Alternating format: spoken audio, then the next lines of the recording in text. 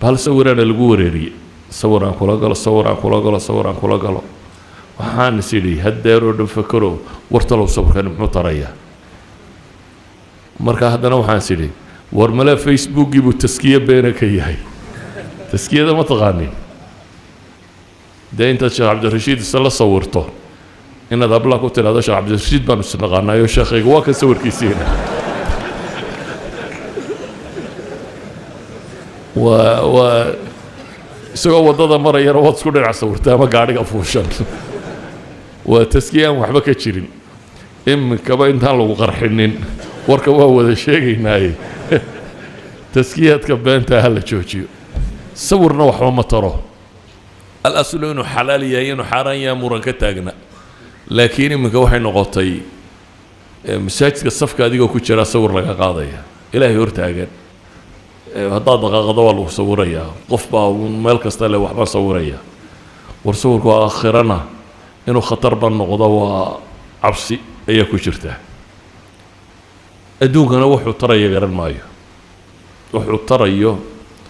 nin wadaadu halkaas ka marayo aad intaad si dhinac taagtay sawir qaadatay waxba tari maayo bale waxaan is leeyahay sidqiga aan sheegaya wuu khilaafsan yahay maca saadiqiinta aan la yidhi run inaanu noqonin bay u badantay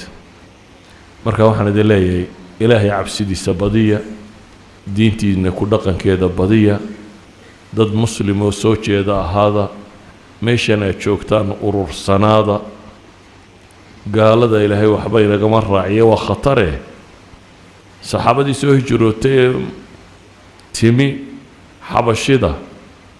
in mid ka finiinayso ma ogidin cubaydallaahi ibnu jaxsh cabdillaahi ibnu jaxsh walaalkii waxaan rajaynayaa mawmu xabiibu ninkeedii ahaa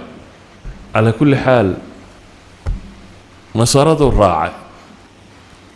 haddiiba ay suurtagal noqotay rag saxaabo soo hijrooday in wax ka finiinaan dee innagu khatar weyn baynu ku jirnaa daynu dhul gaalo iska fadhiisanno barriisanno khatar weyn baynu ku jirnaa khatartaasi waxay yaraanaysaa sida doctor cali sheegay haddaynu inagu xagga kale u wadno haddaynu inagu dacwaddan iyo diintan xambaarno oo wadno wax weynna kuguma aha يعني waxa laga yaabaa inaad tiraahdo aduu mashiikh baa tahay dadku sheekha islaamiye bisaan idin sheegaya doctor Jaafar Idris sheekhan gaboobay Suudaaniga ilaa caafimaadiyo min sagaashan ka dhaafo culimada waaweyn muslimiinta kamida filosofna ayaa wuxuu yiri wuxuu ka waramayaa ducaada dahsoon ee aan cidina ogeyn oo uu leeyahay ducaada dahsoon hal caawiyo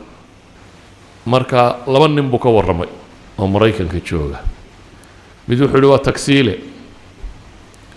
taksiga wuxuu dadka kaga soo qaadaa airportka magaaladu keena taksigiisa marka cidi soo fuusho ayuu quraan cid macaan u saaraa Mareykanka iyo dadkaas waa dad hadal badan oo warka iskala ka bilaabaya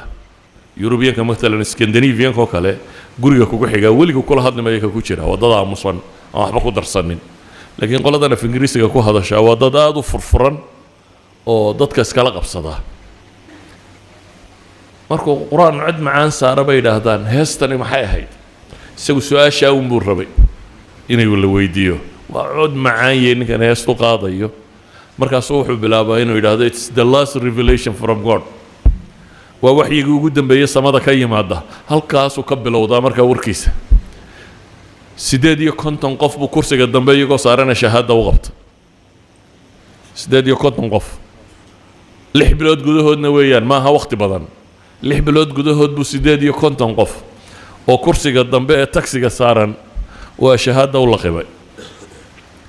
kalabaad uu ka waramay wax weeyaan nin soo islaamay oo aan aqoon diineed oo badan lahayn muslimuun iimaanku galayo iimaanku ka dhab yahay niman carbeed oo muslimiin oo masaajidda ku tukadooda waryaade war dadka naarta ku socdaane kaalayo raaca dadka ana soo qabanaya idinku kaan idin keeno wuxuu sheega maalinba laba dadka masaajidka jooga af arabigana yaqaanada ayuu ka xeeyaa isagu faatixadu dirka ku akhrinaya